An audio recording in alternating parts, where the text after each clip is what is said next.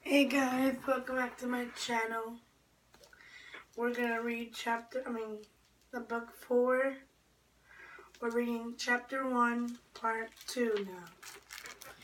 Your students must be coming up tomorrow, for you to look so worried.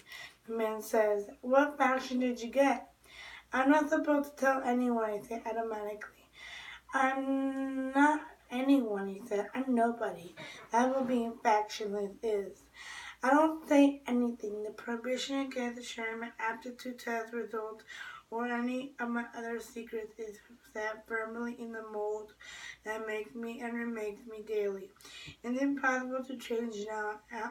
Rule follower, he said, like he's disappointed. Your mother said to me once that she felt like inertia had carried her to abnegation. It was a path of least resistance, he shrugs. Trust me when I tell you, Eaton boy, the resistance worth doing. I feel a rush of anger. He shouldn't be telling me my mother like she belongs to him and not to me.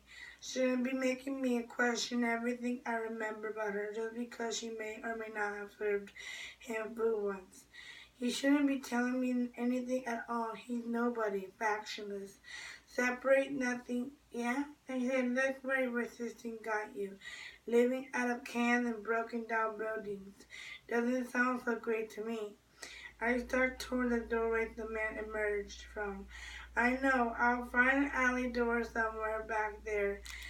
I don't care, as long as I can get out of here quickly.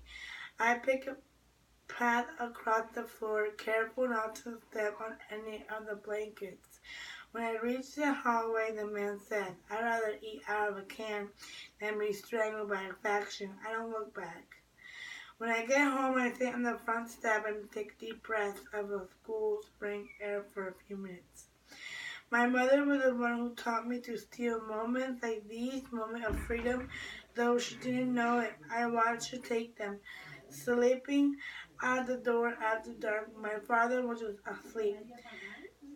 Creeping back home when sunlight was just appearing behind the buildings. She took them even when she was with us, standing over the sink with her eyes closed, so distant and not present that she didn't even hear me when I spoke to her. But I learned something else from watching her too, which is that the free moment I will always have to end. I get up, brushing flecks of cement from my gray slacks, and push the door open. My father sits in the easy chair in the living room. Surrounded by paperwork, I pull up straight, tall, so that he can't scold me for slouching. I move toward the stairs. Maybe he would let me go to my room unnoticed. Tell me about your aptitude test, he says, and he points to a sofa for me to sit. I cross the room, stepping carefully over a stack of paper on the carpet, and sit where he points, right on the edge of the cushion so I can stand up quickly. Well, he removes his glasses and looks at me expectantly. I hear tension in his voice, the kind that only develops after a difficult day at work. I should be careful. What was the result? I don't even think about refusing to tell him. Abnegation, nothing else. I found. No, of course not. Don't give me that look, he said. In front of the peers. Nothing strange happened with your test? During my test, I knew where I was. I knew that while I felt like I was dying in the cafeteria of my secondary school, I was actually lying prostrate on a chair in the aptitude test room, my body connected to a machine by a series of wires. That was strange, but I don't want to talk to him about it now. Not when I can't see a stress brewing inside of him like a storm. No, I said, don't lie to me, he said, and he seized my arm. His finger tight like a vice. I don't look at him. I'm not, I say. I got abnegation, just as expected. The woman barely looked at me on my way out of the room, I promise. He releases me. My skin pulls it from where he gripped it. Good, he said. I'm sure you have something to do. You should go to your room. Yes, sir. I get up and cross my room again, relieved. Oh, he said, some of my fellow councilmen are coming over tonight, or you should eat dinner early. Yes, sir. Before the sun goes down, I snatch food from the cupboards and the refrigerator, dinner rolls, and raw carrots with the greens still attached.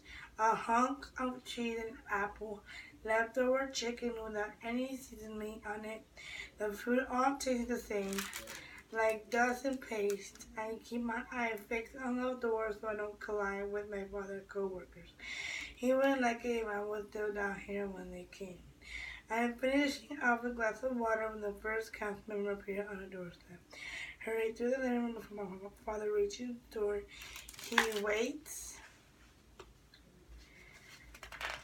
He waits with his hand on the knob, his eyebrow raised at me as I slip around the banister. He points up those stairs and I climb them fast as he opens the door.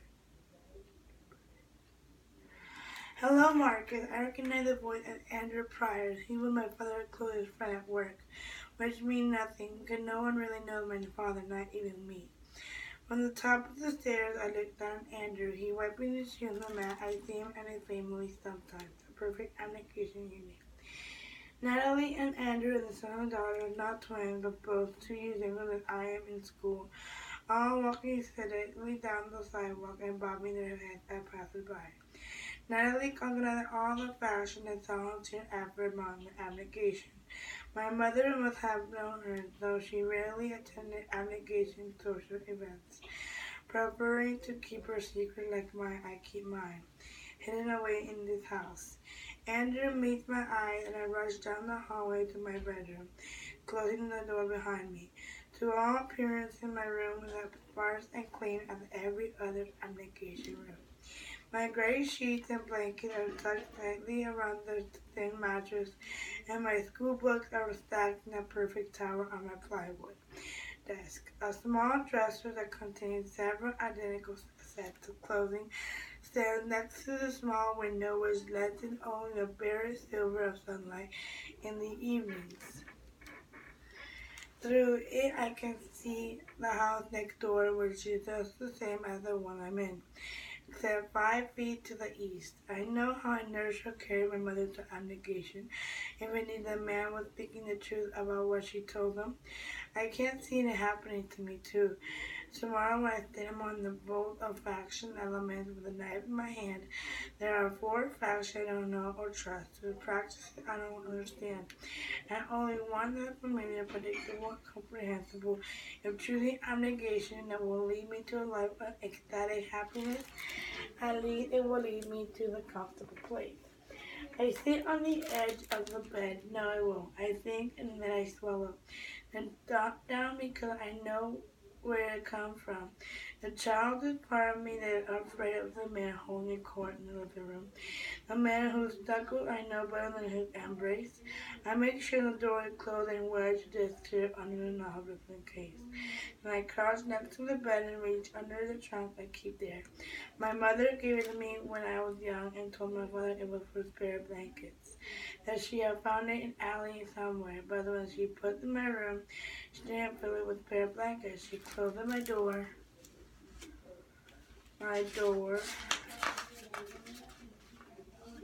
and touched her finger to her lips and sat on my bed to open it. Inside that unlocked trunk with a blue sculpture, it looked like falling water, but it was really glass, perfectly clear, polished, flawless. What does it do? I asked her at the time. It doesn't do anything obvious, she said. She smiled, but the smile was tight, like she was afraid of something. But it might be able to do something in here.